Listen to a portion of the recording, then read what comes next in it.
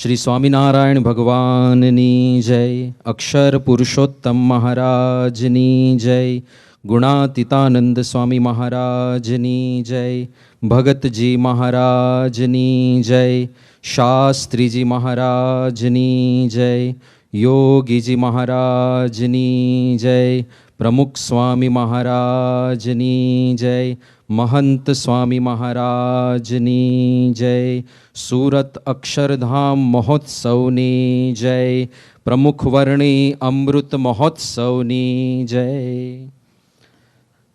પરબ્રહ્મ ભગવાન શ્રી સ્વામિનારાયણ આ ધરાતલ ઉપર અવતરિત થયા. એમણે ઘણું બધું પ્રદાન કર્યું.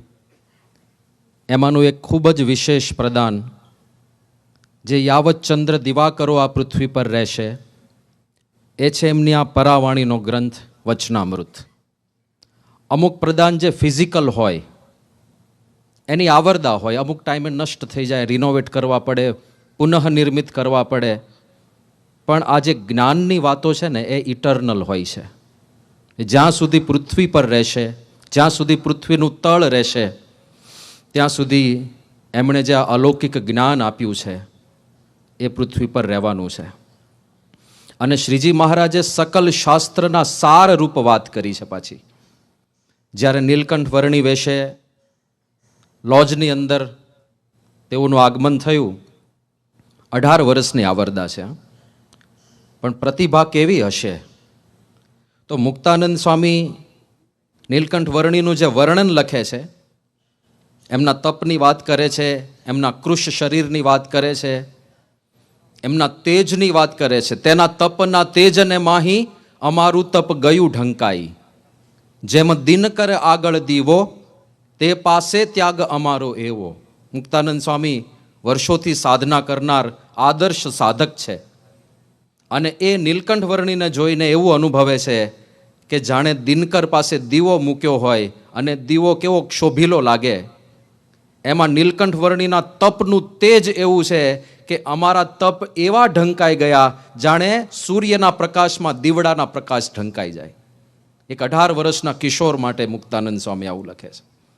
પણ સાથે સાથે એમની જ્ઞાનવાણી કેવી છે તો લખે છે મુક્તાનંદ સ્વામી, કેણે થાતો નથી નિરધાર, જાણું પામ્યા છે શાસ્ત્રોનો પાર, પૂછે છે પ્રશ્ન અલપ કાંઈ, તેમાં પંડિત રહે છે મૂંઝાઈ.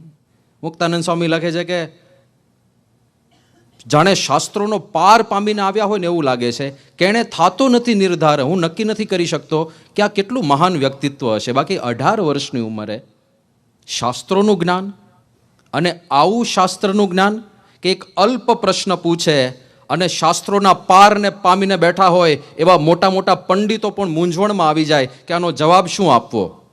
સભામાં હિ વાદે પ્રતિવાદે, બોલે છે પોતે શાસ્ત્ર મર્યાદે, ત્યારે પંડિતના તર્ક સર્વ, થાય બંધને ન રહે ગર્વ. સભામાં જ્યારે વાદ પ્રતિવાદ થતા ત્યારે તેઓ શાસ્ત્ર મર્યાદે વાત કરે છે. કોઈ પણ પોતાનું વચન મૂકે છે એ શાસ્ત્ર પ્રમાણે મૂકે છે. અને શાસ્ત્રનું પ્રમાણ સર્વોચ્ચ પ્રમાણ માને છે બધા વિદ્વાનો. તો જ્યારે પ્રમાણ આવી ગયું ને ત્યારે બધાએ કાન પકડવા પડે. ના, વાત સાચી, શાસ્ત્રએ કહ્યું, શબ્દ પ્રમાણ. તો ત્યારે પંડિતના તર્ક સર્વ, થાય બંધન ન રહે ગર્વ. તો બધા પંડિતો પણ એમની પાસે ગર્વહીન થઈને જતા. તેવું અદ્ભુત શ્રીજી મહારાજનું વ્યક્તિત્વ છે, જે મુક્તાનંદ સ્વામી એમના પત્રની અંદર આલેખ્યું. આખા વચનામૃતમાં શ્રીજી મહારાજના એક જ્ઞાનનો આપણને અનુભવ થાય છે. એમાંનું એક વચનામૃત, એનો એક અંશ આજે આપણે સમજવા પ્રયત્ન કરવાના છીએ. વચનામૃત છે વરતાલનું 19મું. સ્વામિનારાયણ હરે વચનામૃત વરતાલ પ્રકરણનું 19મું, ભક્ત થાવાનું અવિવેકનું. ટાઇટલ જ છે ભક્ત થાવાનું. ભક્ત કેવી રીતે બનાય. સાધારણ રીતે ભક્તની બાહ્ય ઓળખાણ કેવી હોય છે, આપણે વેશને આધારે ભક્તપણું નક્કી કરતા હોઈએ છીએ. કોઈના ગળામાં કંઠી જોઈએ, કોઈના ભાલમાં તિલક ચાંદલો જોઈએ, હાથમાં માળા ફેરવતા હોય, આપણે નક્કી કરી દઈએ કે આ ભક્ત છે. પરિવેશને આધારે, પણ એ તો બાહ્ય ચિહ્ન છે, ભૌતિક વસ્તુ છે. ભક્તપણું આંતરિક છે. કોઈ વ્યક્તિ ડ્રામાની અંદર ભક્ત બન્યો હોય, એકચ્યુઅલમાં ભક્ત ના હોય, પણ ડ્રામાની અંદર ભક્ત બન્યો હોય તો એણે પણ તિલક ચાંદલો કર્યો હોય, એને પણ ગળામાં કંઠી પહેરી હોય, એ પણ હાથમાં માળા લઈને ફરતો હોય, એ પણ કદાચ ભગવાનનું નામ લેતો હોય, પણ એ માને છે? ના, માનતો નથી. એ તો એક્ટર છે, એ કલાકાર છે. તો એને ભક્ત કહેવાય? ભક્તનો વેશ છે, ભક્ત નથી. ઘણીવાર ભક્તોનો વેશ લોકો સ્વાર્થ માટે પણ ધારણ કરતા હોય છે. મહંત સ્વામી મહારાજ એક પ્રસંગ ઘણી વખત કહેતા, પહેલા દાદરની અંદર જૂનું અક્ષર ભુવન હતું, સાધારણ લાકડાના સિંહાસનની અંદર પટ્ટ પ્રતિમાઓ પધરાવેલું એ મંદિર અત્યારે પણ છે, પ્રાસાદિક મંદિર ત્યાં આગળ. તો એક વખત સાંજના સમયે 4 વાગ્યા પછી એક વ્યક્તિ ત્યાં આગળ ભગવાનના સિંહાસનની સામે વિરાજમાન થઈને એકાગ્ર ચિત્તે ધ્યાન કરતા હતા. અડધો કલાક ધ્યાન કર્યું, એકદમ ટટ્ટાર બેસીને, આંખો બંધ કરીને, સ્થિરપણે બેસેલો માણસ. અને મહંત સ્વામી મહારાજ આમ તો સર્વજ્ઞ પુરુષ, પણ નરનાટક પ્રભાવિત થઈ ગયા. પણ ત્યાં એક ભક્ત હતા જે બધી આ બાબતોમાં એક્સપર્ટ હતા. એમણે મહંત સ્વામી મહારાજને કહ્યું, બહુ પ્રભાવિત થવા જેવું નથી, આ તો ચોર છે. સીધું ચોરનું લેબલ કે શેને આધારે કહો છો આ ચોર છે? તો પહેલાં એ કહ્યું કે સ્વામી તમે જરા નિરખીને જુઓ, કાંઈ તમને કૌતુક લાગે છે? એટલે મહંત સ્વામી મહારાજ નજીક ગયા, થોડું જોયું ચારે બાજુ ફરીને. તિલક ચાંદલો એકદમ તાજો કર્યો હતો, જાણે હમણાં ફ્રેશ કર્યો હોય ને. ખબર પડે ને, તમારા બધાના કપાળમાં છે તિલક ચાંદલા, તો સવારથી કર્યા હોય તો થોડા ઝાંખા થઈ ગયા હોય, આછા થઈ ગયા હોય, ક્યાંક તો આ ગરમીની અંદર સાવ વિલીન થઈ ગયા છે, તિરોહિત થઈ ગયા છે.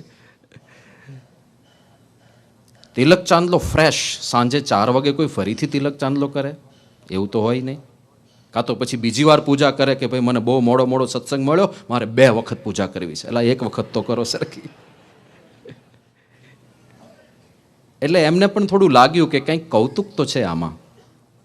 પછી પહેલાં ભક્તે કહ્યું કે સ્વામી તમે અહીંયા ખૂણામાં બેસી જાઓ અને ખેલ જુઓ, કંઈક થશે હમણાં. અને એવા સ્થાને બેસાડ્યા એમને કે પહેલાંને ખબર ના પડે મને કોઈ જુએ છે.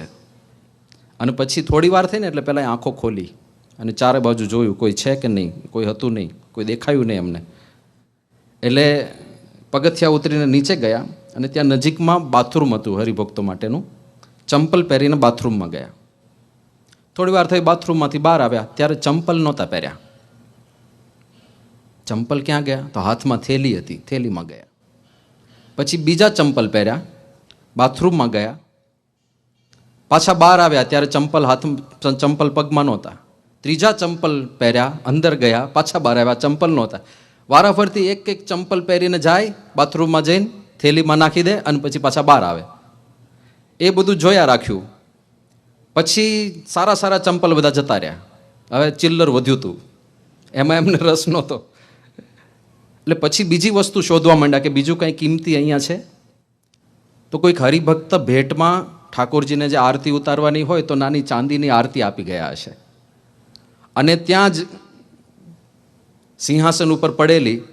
એટલે હળવેક દઈને નજીક ગયા અને આમ એકદમ ભાવપૂર્વક ભગવાનના દર્શન કરતા હોય ને એવી રીતે દર્શન કર્યા અને હળવેકથી પેલી આરતી ઉપાડી. જેવી આરતી ઉપાડી પછી તો પેલા ભક્તથી રહેવાયું ને એટલે સીધા જઈને પકડી લીધા.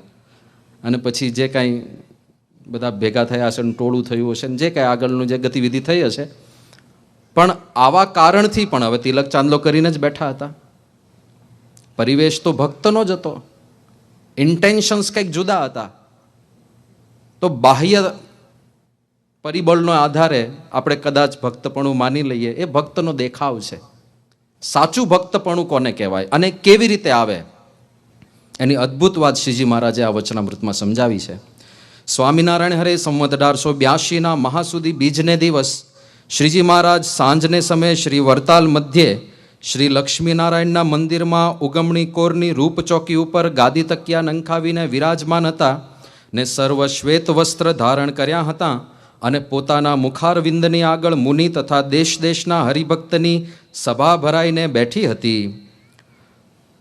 વડતાલ મંદિરની અંદર જે રૂપ ચોકી હોય છે, મંદિરની બહાર જે ભાગ થોડો બહાર આવે ને પ્રદક્ષિણામાં, એને રૂપ ચોકી નામ આપવામાં આવે છે. તમે સારંગપુર મંદિરમાં શાસ્ત્રીમાની બેઠક પાછળ છે, જોયું હોય તો, એ જે ભાગ બહાર નીકળે છે ને એને રૂપ ચોકી કહેતા હોય છે. તો રૂપ ચોકી ઉપર ગાદી તકિયા નંખાવીને શ્રીજી મહારાજ વિરાજમાન છે અને સંતો ભક્તો સામે બેઠા છે. ને પછી ઠાકોરજીની સંધ્યા આરતી થઈ રહી ત્યારે શ્રીજી મહારાજ બોલ્યા છે. સંધ્યા આરતી પછી વાત શરૂ થાય છે, એટલે અત્યારનો જે સમય છે આવો જ કંઈક સમય હશે. સાંભળો, ભગવાનની વાર્તા કરીએ છીએ જે આ જીવને જ્યારે ભરતખંડને વિશે મનુષ્ય દેહ આવે છે ત્યારે ભગવાનના અવતાર કાં ભગવાનના સાધુ એ જરૂર પૃથ્વી ઉપર વિચરતા હોય. પહેલાં તો શ્રીજી મહારાજે એક અદ્ભુત વરદાન આપી દીધું કે આ જીવને જ્યારે ભરતખંડને વિશે મનુષ્ય જન્મ આવશે ત્યારે ભગવાનના અવતાર કાં ભગવાનના સાધુ એ જરૂર પૃથ્વી પર વિચરતા હોય. આ એટલું અદ્ભુત વરદાન છે, આવું પહેલાં નથી. નિરંતર પ્રાકટ્ય હોય, કાં તો પરમાત્માનું કાં પરમાત્માના સાચા સંતનું અખંડ પ્રાકટ્ય પૃથ્વી પર હોય.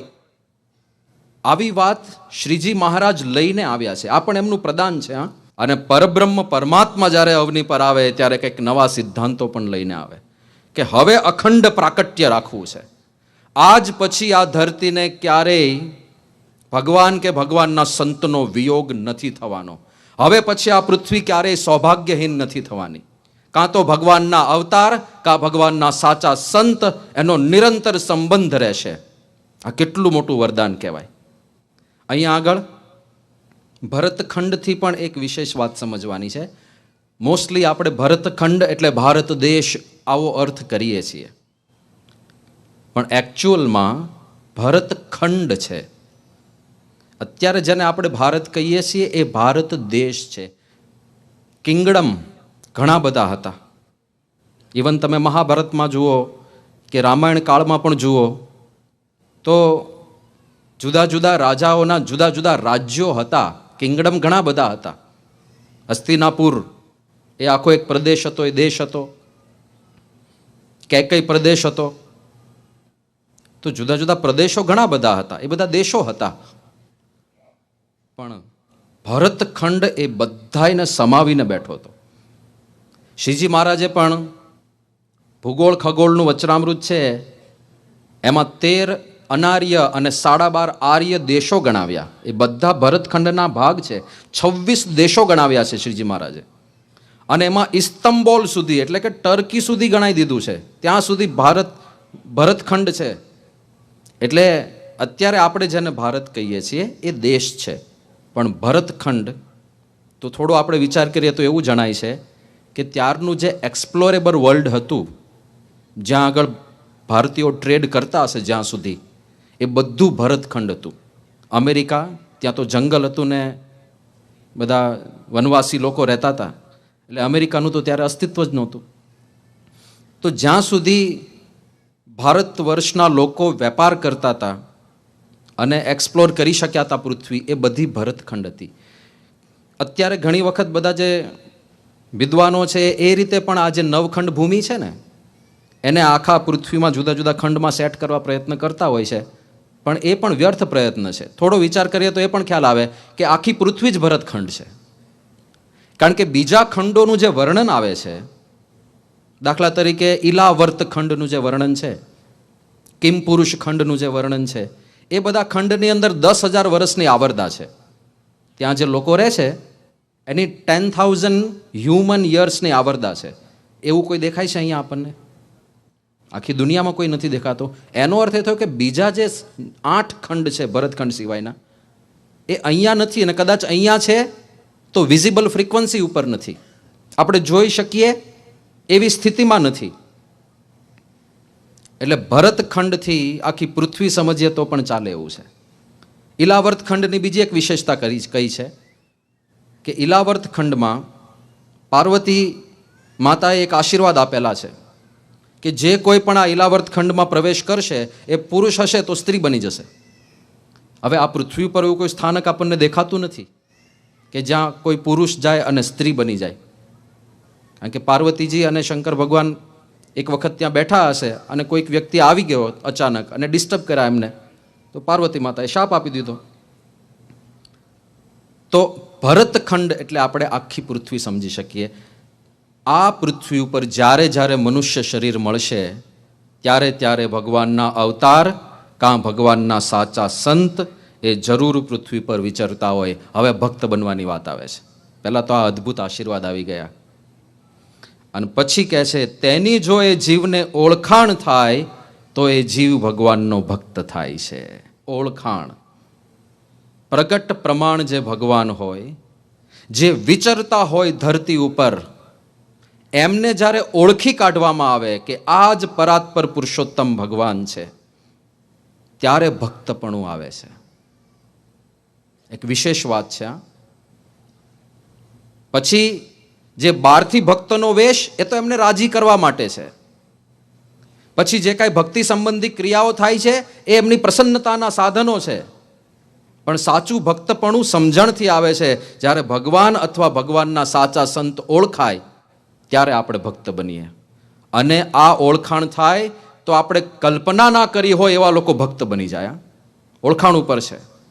પૂર્વ જીવન ગમે તેવું હોય, આપણને 180 ડિગ્રી ટર્ન દેખાય કે આ કેવી રીતે થયું, કાંઈ જ નથી થયું, પ્રોસેસ આટલી જ થઈ છે, ઓળખાણ થઈ ગઈ. અને એનું ક્લાસિક એક્ઝામ્પલ જોવું હોય તો જોબન પગી. તમે પૂર્વ જીવન વિશે થોડો વિચાર કરો, જે લખાયું છે ગ્રંથોની અંદર એનો વિચાર કરો. આપણે ક્યારેય સ્વપ્નની અંદર કલ્પના ના કરી શકીએ કે આ વ્યક્તિના હાથમાં માળા હોઈ શકે. ક્યારેય જે વ્યક્તિનું પૂના સુધી તીર ચાલતું હોય અથવા કલકત્તા સુધી તીર ચાલતું હોય, બંને પ્રકારના ઉલ્લેખ મળે છે. પૂના અને કલકત્તા સુધી તીર ચાલે એટલે જે તીર ઉપર જોબનનું નામ લખ્યું હોય, રસ્તામાં તમે જાઓ, પહેલાં તો જંગલ પ્રદેશો હતા, અત્યારે હાઈવે થઈ ગયા ને એટલે સિક્યોરિટી ઘણી થઈ ગઈ. સતત વાહનોની અવર જવર હોય એટલે કોઈ તમને લૂંટી ના લે. પહેલાં જંગલના માર્ગે જવાનું હતું એટલે જો તમે કાંઈ માલમત્તા લઈને જતા હો તો પોસિબિલિટી પૂરેપૂરી કે કોઈક ને કોઈક તો તમને આતરીને લૂંટી જ લે. તો તમારે છેક કલકત્તા સુધી જવું હોય, લાખો રૂપિયાની મિલકતની સાથે, ઘરેણાઓ સાથે, રોકડ રકમ, સોના મહોરો સાથે છેક કલકત્તા સુધી જવું છે. તમારી ઈચ્છા એવી છે કે મને કોઈ ચોર, લૂંટારો, ડાકુ કોઈ અડે પણ નહીં, કોઈ મારું ધન લૂંટે નહીં, એવી ઈચ્છા હોય તો પહેલાં જોબન પાસે જવાનું. અને ત્યાં જઈને એનું જે મહેનતાણું હોય, એણે જે નક્કી કર્યા હોય પૈસા, એનો કટ એને આપી દેવાનો કે લો ભાઈ આટલા પૈસા મેં તમને આપ્યા, પણ હવે હું કલકત્તા સુધી આ લાખો રૂપિયા લઈને જઈશ, મને કોઈ અડવો ના જોઈએ. એટલે જોબન એનું તીર આપે કે આ તીર લઈને જજો. કોઈ જો ચોર, ડાકુ, લૂંટારો તમને રસ્તામાં આંતરે, કાંઈ જ નહીં કરવાનું, ખાલી આ તીર દેખાડવાનું. આ જોબનનું તીર છે મારી પાસે, કોઈ અડી પણ ના શકે. બોલો, આનું નામ છે તીર ચાલતું. અને આ બધી એમને વાતો નથી લખી, ખરેખર આવું છે. માવદાન રત્નુ નામના સંપ્રદાયની અંદર એક મહાન ભક્ત થયા. બહુ સારા સંશોધક પણ હતા, બહુ સારા કવિ પણ હતા. શાસ્ત્રીજી મહારાજના જીવન ચરિત્રનો પ્રસંગ કદાચ આપણે સાંભળ્યો હશે કે લક્ષ્મીવાડીએ જે ગીત ગવાતું હતું, આજ 100 વર્ષના વાણા વાઈ ગયા, તોય જાણે હજુ કાલે સવારની વાત રે સહજાનંદ સ્વામી. એ આ માવદાન રત્નુની રચના. એમણે જોબન પગી ઉપર રિસર્ચ કરીને બધા પ્રસંગો શોધ્યા છે. તો એક વખત એ લુણાવાડા ગયા હતા અને ત્યાંના દરબાર ગઢની અંદર જ્યારે એ ગયા તો ત્યાં એક બારવટીયો એમને મળ્યો. ઠાકોર અમરાજી એનું નામ હતું. અને હવે તો એણે બારવટું છોડી દીધું હતું અને રાજાના રાજ્યમાં જ કોઈક કાર્યભાર સંભાળતા હતા. પણ એમણે જ્યારે આ માવદાન રત્નુને જોયા, એમના કપાળમાં તિલક ચાંદલો જોયો, એટલે આ ઠાકોર અમરાજી સામેથી માવદાનભાઈ પાસે આવ્યા અને એમણે કહ્યું કે તમે સ્વામિનારાયણના સત્સંગી છો? કે હા. તો કે તમે મારા ઘરે આવશો? કે શું કામ છે? કે મારે તમને એક વસ્તુ દેખાડવી છે. એટલે માવદાન રત્નુ ગયા એમના ઘરે. એમના ઘરે લઈ ગયા. ભગવાનનું જે ઘર મંદિર હતું એ ઘર મંદિર પાસે લઈ ગયા અને ત્યાં જઈને એક વાત કરી કે તમારા સંપ્રદાયમાં જોબન પગીની વાત થાય છે, તમે સાંભળી હશે. માવદાનભાઈ કે સાંભળી છે નહીં, હું એના પર સંશોધન કરું છું. તો કે જોબન પગીના તીરની જે વાત આવે છે ને, એ તીર મારી પાસે પડ્યું છે. ઓરિજિનલ જોબન પગીનું તીર અમે સાચવી રાખ્યું છે. અને પછી એમના ઘર મંદિરમાંથી એમણે તીર કાઢીને દેખાડ્યું. એમણે લખ્યું છે વર્ણન કે ત્રિશૂળ આકારનું તીર હતું, એટલે 3 પાંખિયા હતા એમાં આગળને ભાગમાં, અને એના પર રૂપાનું પતરું જડેલું હતું, અને એના પર એમ્બોઝિંગ કરીને લખેલું હતું જોબન ભાયા વડતાલા. 3 પાંખ ઉપર જોબન ભાયા વડતાલા, જોબન ભાયા વડતાલા, જોબન ભાયા વડતાલા એવું લખેલું તીર, કે આ ઓરિજિનલ જોબનનું તીર જેની તમે વાતો સાંભળો છો. તો કે તમારે ત્યાં ક્યાંથી? કે અમે એના વંશમાં આવીએ છીએ. તો કે ઘર મંદિરમાં કેમ રાખ્યું છે? કે અમે પહેલા એ જ કરતા હતા, અને આને અમે શુકનિયાળ માનતા હતા. એટલે કદાચ ક્યારેય ચોરી લૂંટફાટ કરવા જઈએ, ક્યાંય ધાડ પાડવા જઈએ, તો આ તીરના દર્શન કરીને અમે જતા હતા. એટલે અમે ઘર મંદિરમાં રાખી મૂક્યું હતું. પણ હવે તો એ બધું છોડી દીધું છે અમે. પણ આ બધી સાચી વાતો છે, આ કલ્પનાઓ નથી, આ વાર્તાઓ નથી, આ ઇતિહાસ છે. એટલે આવો મહાલૂંટારો જોબન પગી, હા, જેના માટે વહીવંચાઓમાં શું લખાયું? પહેલાના સમયમાં વહીવંચા બારોટો રહેતા, અને જ્યારે કુળની અંદર કોઈ નવા બાળકનો જન્મ થાય ત્યારે વહી વાંચવા માટે આવે, એટલે વહી વંચા કહેવાતા. વહી એટલે એના કુળમાં જે મહાન મહાન લોકો થઈ ગયા એની વાતો કરે. એટલે પહેલાંને ગૌરવ જાગે, નાનપણથી એવા સંસ્કાર પડે કે હું એક આવા ઉજ્જવળ કુળની અંદર જન્મ્યો છું. તો એમાં પરાક્રમી લોકોના પરાક્રમો પણ લખ્યા હોય. જોબન પગી માટે જે બધી વસ્તુઓ લખાઈ છે એવા બધા વહીવંચાઓ પણ એમને મળ્યા, કે જોબન તું જગ જાણીતો અને ભાયાનો ભળવીર. આ પ્રકારના બધા છંદ છપાઈ પણ જોબન માટે લખાયેલા એ પણ પ્રાપ્ત થયા છે. પણ એની ક્રૂરતા કેવી હશે, એની નિર્દયતા કેવી હશે, તો વિખ્યાત સાહિત્યકાર ઝવેરચંદ મેઘાણી એમણે જોબન ઉપર અધ્યયન કરીને ટૂંકમાં એનો પરિચય લખ્યો છે, કે માણસ જેવા માણસને ધારિયાની ધારે મારીને એના ટુકડે ટુકડા કરીને આગમાં બેપતા બનાવી દેવા એ જોબનને મન રીંગણા બાફવા બરોબર હતું.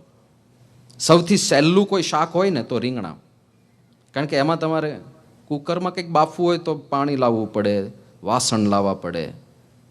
રીંગણા ભઠ્ઠામાં નાખી દો, સીધા બફાઈ જાય.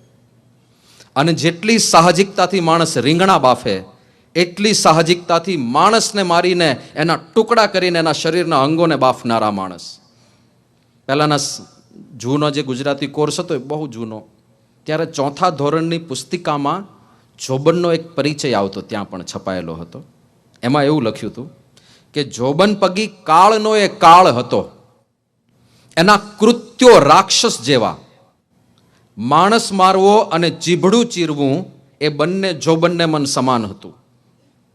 માણસ મારવું અને ચીભડું ચીરવું બંને સમાન. વિચાર તો કરો, તમે માર્કેટમાંથી ચીભડું લઈ આવો હો અને સારી રીતે એના ટુકડા કર્યા, ભગવાન સામે ધરાવ્યું. હજુ તો ભગવાન નક્કી કરતા હોય કે આમાંથી કઈ ચીર લઉં, ત્યાં તો આપણે થાળ ખેંચી લીધો હોય, એટલી ઉતાવળ હોય છે આપણે.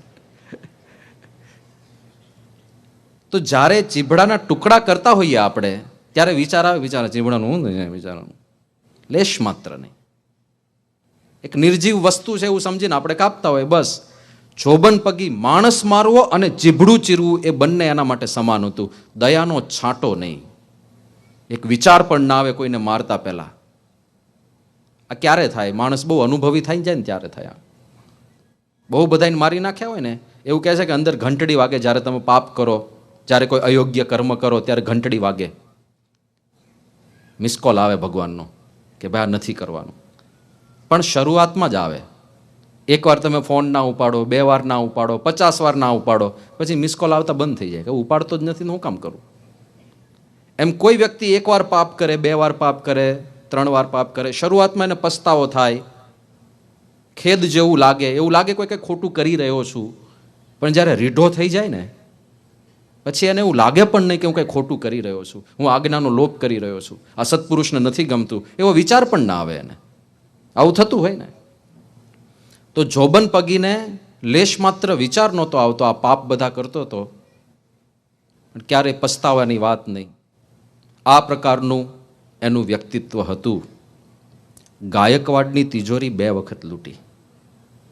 હવે આ તો બહુ ભયંકર કહેવાય. આટલો મોટો રાજા જેની હાક વાગતી હોય, આટલું મોટું સામ્રાજ્ય જેને સ્થાપિત કરેલું હોય, જ્યાં હજારો સૈનિકો હોય, એવા રાજાની તિજોરી લૂંટવાની હિંમત કરી. અને ગાયકવાડે પણ એ વખતે ઇનામ બહાર પાડ્યું હતું કે જે જોબન પગીને પકડે એને 50,000 રૂપિયાનું ઇનામ. 50,000 એ વખતના 50,000, જ્યારે 10 રૂપિયામાં 1 તોલો સોનું મળતું હતું. 10 રૂપિયામાં 1 તોલો સોનું એટલે કેટલું સોનું થયું? 50,000 રૂપિયા એટલે 50 કિલો સોનું થયું.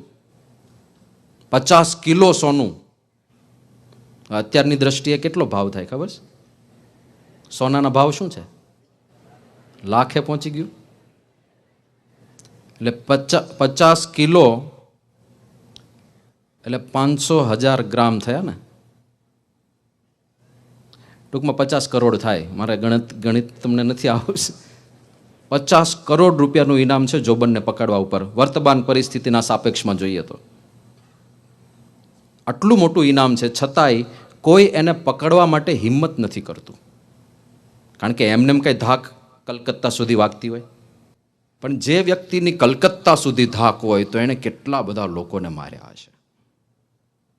હવે 50,000નું ઇનામ હતું, છતાં પણ કેમ આ લોકો પકડી નહોતા શકતા?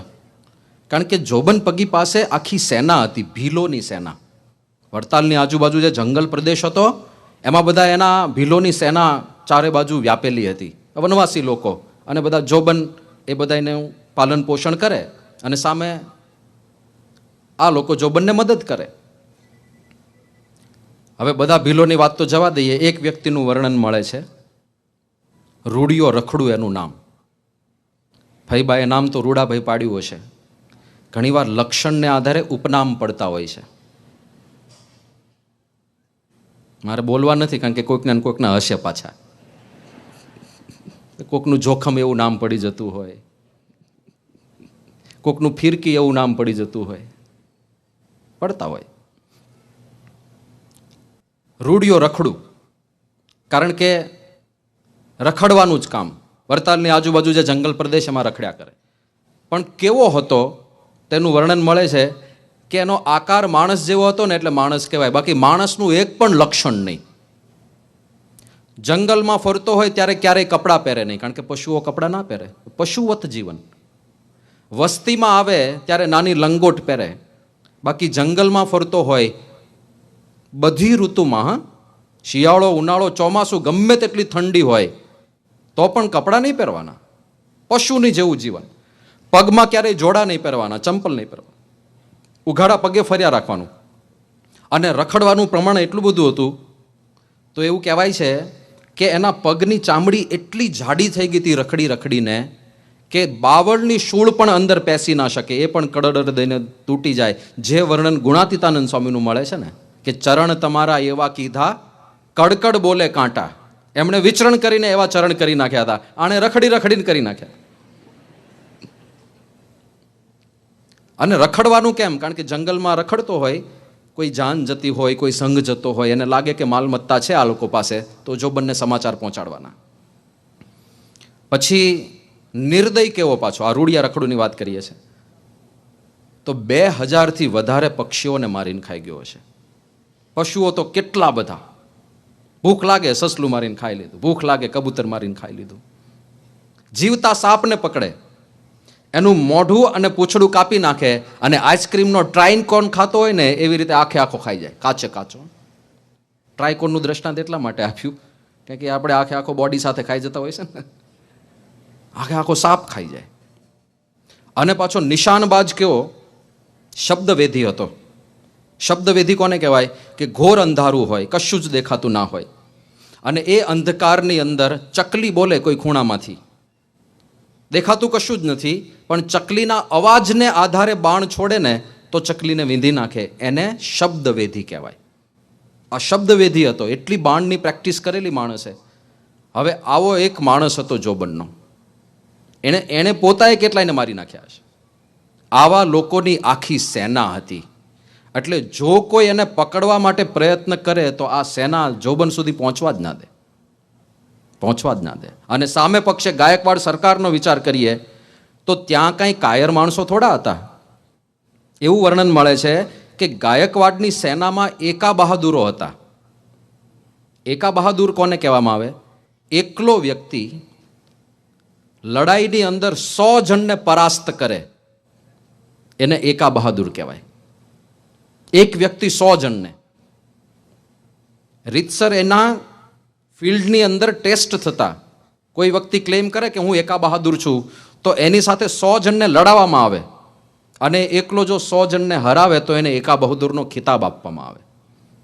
એવા એકા બહાદુરો હતા ગાયકવાડની સેનામાં. એમાંનું એકનું નામ મળે છે શિવરામ ગારદી. આપણા શાસ્ત્રોમાં નામ એટલા માટે છે કારણ કે શ્રીજી મહારાજને મળેલા અને મહારાજ પ્રત્યે એમને સદભાવ પણ ખૂબ હતો. પણ આ શિવરામ ગારદી એ ગાયકવાડના સુબા હતા. એમના માટે એવું લખાયું છે કે શિવરામ ગારદી 2 માસ ને 4 દી, બેઠા બેઠા 12 દી અને ઉઠતા ઉઠતા 8 દી. નથી સમજાયું, મને ખબર છે, સમજાવું છું. શિવરામ ગારદી સુબા તરીકે એનું ઉત્તરદાયિત્વ શું હોય કે જે ખંડિયા રાજાઓ હોય ને એની પાસેથી વાર્ષિક ખંડણી ઉઘરાવવાની. એટલે પહેલાંના સમયમાં કેવું હતું કે કોઈ મોટા રાજાએ નાનું રાજ્ય જીતી લીધું તો પછી ત્યાં એ રહે નહીં. પહેલાં રાજાને એનો ખંડિયો રાજા બનાવી દે કે ભાઈ તું જ રાજ્ય કર, તું જ બધો વહીવટ સંભાળ, પણ મુખ્ય રાજા હું, એટલે તારે મને વર્ષે આટલી રકમ મોકલી આપવાની, તને જે આવક થાય એનો આટલો ભાગ મોકલી આપવાનો, જેને આપણે ટેક્સ કહેતા હોઈએ છીએ. જેમ કે દાદા ખાચર છે, સુરા ખાચર છે, અલૈયા ખાચર છે, એ બધા ખંડિયા રાજાઓ હતા. મુખ્ય રાજા કોણ કહેવાય? ભાવનગર નરેશ. તો એવી રીતે ખંડિયા રાજા પાસે હવે વાર્ષિક જે ઉપજ આવી હોય અને એની જે ખંડણી ઉઘરાવવાની હોય, ઉઘરાણી વગર કોઈ આપે છે પૈસા? તમને બધાને અનુભવ છે, ઉઘરાણી વગર કોઈ ના આપે. ઉઘરાણી કરવા જવું પડે. તો આ સુબાઓને જવાબદારી સોંપી હોય ઉઘરાણી કરવાની. એ લોકો વર્ષે વર્ષે જાય અને બધા પાસેથી કલેક્ટ કરી લે. પણ શિવરામ ગારદીની ધાક એવી હતી, એ જો કોઈ જગ્યાએ કોઈને ખબર પડે કે શિવરામ ગારદી આવે છે ખંડણી ઉઘરાવવા, પેલો રાજા થરથર ધ્રુજવા માંડે. અને એના માટે આ કહેવાતું શિવરામ ગારદી 2 માસ ને 4 દી. એટલે કે કોઈ એ શિવરામ ગારદીને એવું કહે ને કે ભાઈ હમણાં મારી પાસે પૈસાની વ્યવસ્થા નથી, તમે પછી આવજો, તો શિવરામ ગારદી ત્યાં જ ધામા નાખે, ત્યાં જ રોકાય.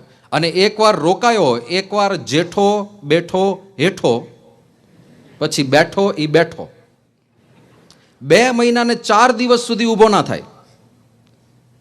2 મહિના ને 4 દિવસ એકવાર ધામા નાખે એટલે ત્યાં રોકાવાનું જ.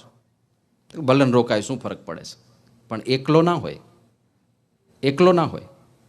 એની સાથે હજારોનું સૈન્ય, હાથી, ઘોડા, ઊંટ, આખી ચતુરંગીણી સેના હોય.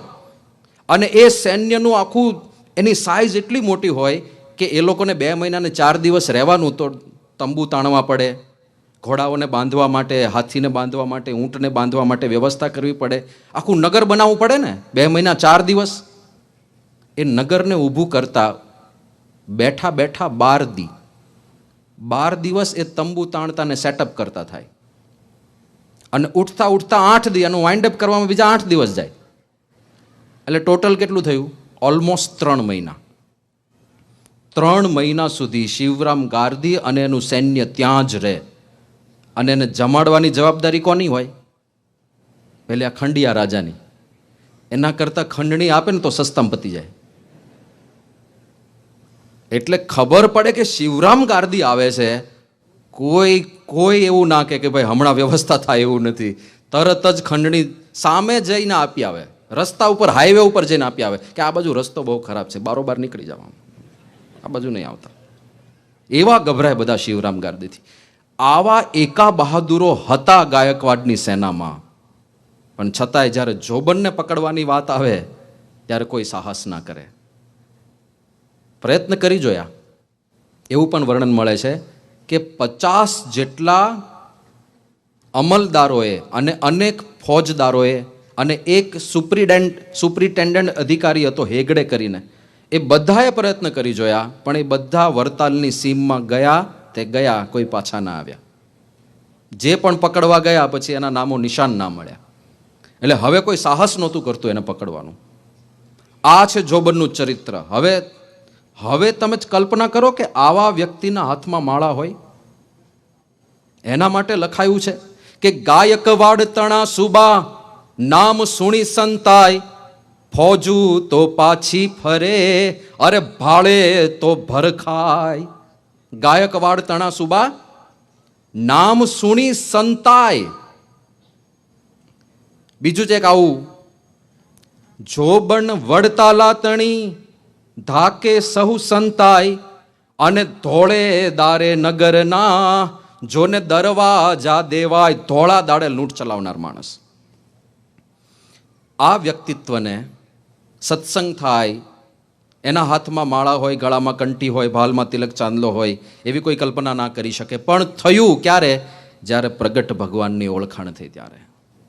સામે મનુષ્ય રૂપે જે ભગવાન હતા એ ઓળખાયા. પ્રસંગ આપણે સૌ જાણીએ છીએ, પણ મહારાજના ચરિત્રો છે, પુનઃ એકવાર સાંભળીએ. ચોબન પગીનો ઘોડો મરી ગયો. હવે આ લોકોને લૂંટમાર કરીને રાતોરાત ભાગવાનું હોય, ઘોડો સારો જોઈએ. અને બીજું બહુ સારી વસ્તુ હોય તમારી પાસે, એનું મૃત્યુ થાય તો દુઃખ તો બધાને થાય જ પાછું. અને એવી બીજી વસ્તુ મળે એવો પ્રયત્ન પણ થાય. આટલો સારો ઘોડો, જોબન ઉદાસ છે કે ઘોડો ગયો, ઘોડો ગયો. કોકે કહ્યું કે જોબન ઉદાસ ના થા, મળી જશે બીજો. પણ ક્યાં મળે? આવો ક્યાં મળે? આવું તો નહીં જ મળે.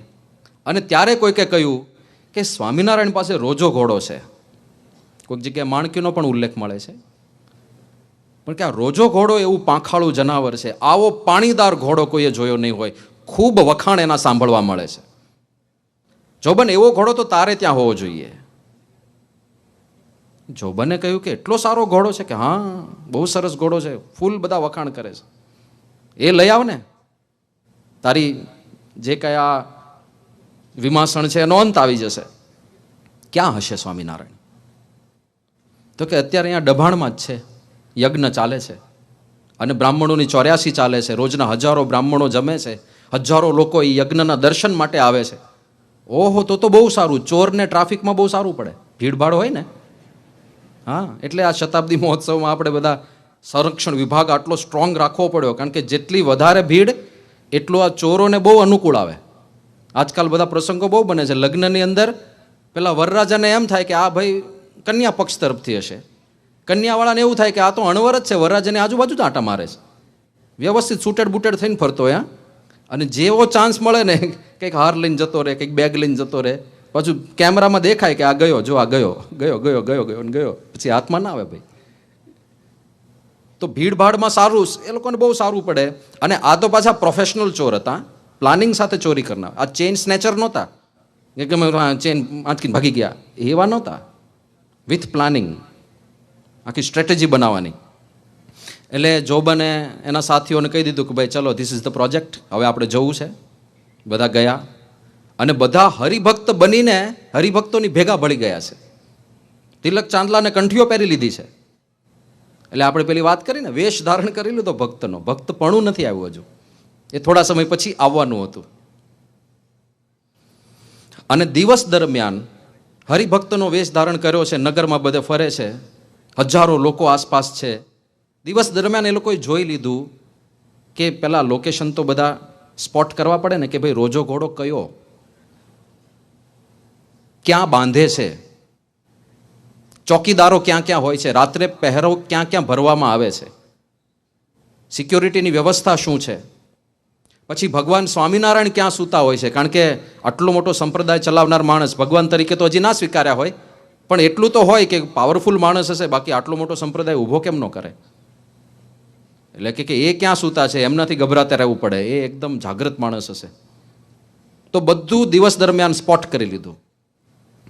અને રાત્રે પ્લાનિંગ પ્રમાણે જોબનને એના સાથીઓ બધા સજ્જ થઈને પહોંચ્યા રોજાને ચોરવા માટે.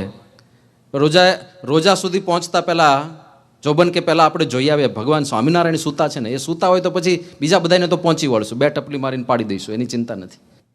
એટલે ચોકીદારોને કેવી રીતે ડિસ્ટ્રેક્ટ કરવા ને એ બધું આ લોકોને આવડતું હોય બહુ સારી રીતે. પણ ભગવાન સ્વામિનારાયણની બીક ખરી તો પહેલાં એ ચેક કર્યું. મહારાજ એમના ઉતારે સૂતા હતા, ઘસઘસાટ. ચલો હવે કોઈની સાડાબારી નથી. અને પછી સીધા ગયા ઘોડશાળમાં અને પહેલો જ રોજો ઘોડો બાંધતા હતા. શ્રીજી મહારાજનો ઘોડો પહેલો જ રાખતા હતા. અને જેવા જોબન પગી ત્યાં ગયા કે ઘોડાની પેલી સરક છોડીને બસ લઈ જઈએ, પણ શ્રીજી મહારાજને ત્યાં દર્શન થયા. ત્યાં ઊભા હતા મહારાજ, ઊભા ઊભા રોજા ઘોડાની કેશવાળી ઉપર હાથ ફેરવતા હતા પ્રેમથી. મેં તો કે ત્યાં હતા, સૂતા હતા ને અહીંયા કેવી રીતે આવડી ગયા? આટલું ઝડપથી કેમ ના આવી ગયા? એટલે ત્યાં પાછા ક્રોસ ચેક કરવા ગયા કે ત્યાં છે કે નહીં. ત્યાં ગયા તો ત્યાં મહારાજ સૂતા હતા પાછા. અને મનાયું નહીં કે ત્યાં પણ છે, અહીંયા પણ છે. અહીંયા આવ્યા તો અહીંયા પાછા જુદા રીતે દર્શન થયા. એ રોજા ઘોડાને પાવરો ચડાવતા હતા, જમાડતા હતા. પાછા ત્યાં ગયા, ત્યાં સૂતા હતા. આ બાજુ આવ્યા, મહારાજ એના પર પલાણ નાખીને સરખું કરતા હતા. ક્યારેક પીઠ ઉપર હાથ ફેરવે છે, ક્યારેક જમાડે છે, ક્યારેક કેશવાળી ઉપર હાથ ફેરવે છે. 6 વખત આમથી આમ આટા ફેરા કર્યા. આ બાજુ પણ દર્શન થાય, આ બાજુ પણ દર્શન થાય, બંને બાજુ દેખાય. એટલે 6 વખત આમથી આમ ગયા. ત્યાં તો સવાર પડી ગઈ. સવાર પડી ગઈ એટલે હવે તો ચોરી થાય નહીં, અજવાળું થયું, હમણાં બધા જાગવા માંડશે. એટલે જોબનનો પહેલો દિવસ નિષ્ફળ ગયો. બીજે દિવસે ફરીથી આ જ સ્ટોરી બની. સેમ ઘટના, આમથી આમ 6 વખત આંટા ફેરા કર્યા, પણ સવાર પડી ગઈ એટલે પાછું નિષ્ફળ ગયા. ત્રીજે દિવસે જોબને એના સાથીઓને કીધું કે આજે હવે નિષ્ફળ નથી જવું. કદાચ પહેલા ઘોડો, રોજો ઘોડા પાસે સ્વામિનારાયણ આપણને ઊભેલા દેખાય છે, પણ પાછળ પણ બધા દરબારોના સારા સારા ઘોડા બાંધેલા હોય છે. એ પણ જાતવાન છે, બધા પાણીદાર છે. એમાંથી કોઈક સારો ઘોડો ઉપાડીને જતા રહીશું, બાકી ખાલી હાથે પાછા ના ફરાય. અને જો એ નિષ્ફળ જાય એવી વાત સમાજમાં વહેતી થાય તો એની ધાક, એની પકડ એ ઓછી થઈ જાય. એટલે જોબન કે આજે બીજો કોઈ પણ ઘોડો ચોરી લઈશું, પણ ખાલી હાથે જઈએ ને તો લોકમાં આપણું નામ ખરાબ થાય, કલંક લાગે આપણને. બધા કે બરાબર છે. અને આવું નક્કી કરીને ગયા. અને આ બાજુ પહેલા શ્રીજી મહારાજને ચેક કર્યા કે સૂતા છે. મહારાજ સૂતા હતા. ઘોડશાળમાં પગ મૂક્યો. આજે એવું નક્કી કર્યું હતું કે પાછળથી કોઈ પણ ઘોડો લઈશું. અને જેવી ઘોડશાળમાં દ્રષ્ટિ કરી તો ઘોડે ઘોડે શ્રીજી મહારાજના દર્શન કર્યા. દરેક ઘોડા પાસે ઊભા હતા. કોઈકને પાવરો ચડાવતા હોય, કોઈકની કેશવાળી ઉપર હાથ ફેરવતા હોય, કોઈકની કાનસુરી સરખી કરતા હોય. અરે જોબન પગી આશ્ચર્યચકિત કે આવું તો કેવી રીતે સંભવ બને? શાસ્ત્રમાં નથી લખ્યું, પણ આ તો આપણે કલ્પના કરીએ છીએ કે જોબન અને એના માણસો વચ્ચે ત્યારે એક સંવાદ થયો હશે. જોબનના માણસોએ કહ્યું હશે જોબનને કે જોબન, લાગે છે કે આપણે ખોટી જગ્યાએ આવી ગયા. અને ત્યારે જોબન બોલ્યા હશે કે ભાઈ, ખોટી જગ્યાએ તો અત્યાર સુધી જતા હતા, હવે સાચી જગ્યાએ આવ્યા છીએ. આ ભગવાન છે, આ સાક્ષાત પરમાત્મા હોય તો જ આવું સંભવે, બાકી આવું કેવી રીતે થાય? અને છતાં હજુ શંકા રહેતી હતી. જો પરચા જોયા પછી પણ શંકાઓ તો રહેતી જ હોય છે. ઝીંઝાવદરમાં અલૈયા ખાચરની ઉપસ્થિતિમાં શ્રીજી મહારાજે સમાધિઓ કરાવી છે. એણે નજરે જોયા પરચા, છતાં મનુષ્ય ભાવ આવ્યો ને. અહંકાર એવી વસ્તુ છે કે આપણને ગમે ત્યારે તોડી નાખે. એટલે એવું નથી. પરમ વિશ્વાસ ને શ્રદ્ધા, એમનું ઉજ્જવળ ચરિત્ર તો જુઓ, કેમ વિશ્વાસ ના આવે? તો જોબન પગી હજુ વિશ્વાસ નહોતો આવતો. એક સંકલ્પ બધાએ ભેગા થઈને કર્યો કે આપણે 3 દિવસથી અહીંયા છીએ, કોઈએ આપણને ઓળખ્યા નથી. તિલક ચાંદલો કંઠી પહેરીને ફરે છે, સત્સંગી જેવા સત્સંગી થઈને ફરે છે, વેશ પલટો કરી નાખ્યો છે. કોઈને ખબર નથી કે આ જોબન અને એની ગેંગ છે. કે કોઈને ખબર નથી, કોઈ આપણને ઓળખતું નથી. અને ભગવાન હોય ને તો સર્વજ્ઞ હોય. કાલે સવારે સભા ભરીને બેઠા હોય અને ત્યારે આપણે ચૂપકીદીથી પાછળ જઈને બેસી જઈશું. જો ખરેખર ભગવાન હોય તો આપણને ઓળખીને આપણું નામ આપી દે. આવો સંકલ્પ કર્યો બધાએ ભેગા થઈને. અને બીજે દિવસે સભા ભરાઈને બેઠી હતી. શ્રીજી મહારાજ કથા કરતા હતા અને જોબન પગી હળવેક દઈને પાછળથી બેસવા ગયા. હજુ બેસવાની તૈયારી કરે છે ત્યાં તો શ્રીજી મહારાજ કથા કરતા કરતા બોલ્યા, અરે જોબન પગી, આગળ આવો, આગળ આવો, આગળ બેસો. ત્યાં પાછળ કેમ બેસો છો? અને જેવું આ કહ્યું, જોબનને હવે તો પાક્કું થઈ ગયું કે ભાઈ હવે કાંઈ ક્રોસ ચેક કરવું નથી આપણે, હવે ઇનફ એવિડન્સ છે આપણી પાસે. અને મહારાજ પાસે ગયા. હવે ઓળખાણ થઈ. જો આ પ્રોસેસ ચાલુ થઈ ગઈ, ઓળખાણ થઈ ગઈ કે આ ભગવાન છે. કોઈએ ઉપદેશ આપ્યો નથી. પહેલું કામ જોબન શું કરે છે? શ્રીજી મહારાજ પાસે ગયા અને તલવાર એમના ચરણોમાં મૂકી કે મહારાજ, આ તલવારથી હજારો નિર્દોષોના મસ્તક વઢાયા છે, પણ હવે ભગવાન મળી ગયા. હવે આ તલવાર હું તમને સમર્પિત કરું છું. આજ પછી અમે ક્યારેય હિંસા નહીં કરીએ, અમે કાયમ માટે પાપ છોડી દઈએ છીએ. ભક્તપણું ચાલુ થઈ જાય ઓટોમેટિક. એકવાર ભગવાન ઓળખાયા પછી કહેવું ના પડે કે ભાઈ હવે પૂજા તો શરૂ કરો, રવિ સભા તો તમે ભરો છો, પણ પૂજા ક્યારે આવશે, કહેવું ના પડે. રુચિ છે ભગવાનની, પૂજા ચાલુ થઈ જાય. કહેવું ના પડે કે ભાઈ 20-20 વર્ષથી સત્સંગ કરો છો, હવે તો હિંમત કેળવો તિલક ચાંદલો કરવાની, ના કહેવું પડે. હિંમત આવી જ જાય. ભગવાન ઓળખાયા છે ને, તો ઓળખાણની આ મજા છે. આપણે એ જ ભગવાનના સાનિધ્યમાં છીએ. ભગવાનના અવતાર કાં ભગવાનના સાધુ એ જરૂર પૃથ્વી પર વિચરતા હોય, એ જ શ્રીજી મહારાજ મહંત સ્વામી મહારાજ રૂપે છે. પણ જો યથાર્થ ઓળખાય ને, સારંગપુરની અંદર મહંત સ્વામી મહારાજ ઝરૂખે દર્શન આપવા માટે પધાર્યા હતા. સામે બધા કાર્યકરો વિરાજમાન હતા અને પ્રશ્નોત્તરી ચાલતી હતી. એમાં પ્રશ્ન એવો પૂછાયો કે બાપા મુક્તાનંદ સ્વામીને જ્યારે શ્રીજી મહારાજનું સ્વરૂપ ઓળખાયું ત્યારે એમણે કીર્તન લખ્યું કે ભ્રમણા ભાંગી રેહો મારી, મારી ભ્રમણા હવે ભાંગી ગઈ. હું નીલકંઠ વર્ણીને કોઈ મહાન સંત તરીકે જોતો હતો, પણ આ તો સાક્ષાત પરાત્પર પુરુષોત્તમ ભગવાન છે. મારી ભ્રમણા ભાંગી ગઈ. અને આરતી રચી છે ને, જય સદગુરુ સ્વામી પુરુષોત્તમ પ્રગટનું જે દર્શન કરશે, કાળ કર્મથી છૂટી કુટુંબ સહિત તરશે. અને આ આરતી રચાય ત્યારે શ્રીજી મહારાજની ઉંમર 21 વર્ષની છે. કેવું વ્યક્તિત્વ હશે! તો મુક્તાનંદ સ્વામીની જેમ ભ્રમણા ભાંગી ગઈ, એમના મનમાં ભ્રમણાઓ હશે કંઈક. સ્વામી અમારા મનમાં કઈ ભ્રમણાઓ બાકી રહી જાય છે?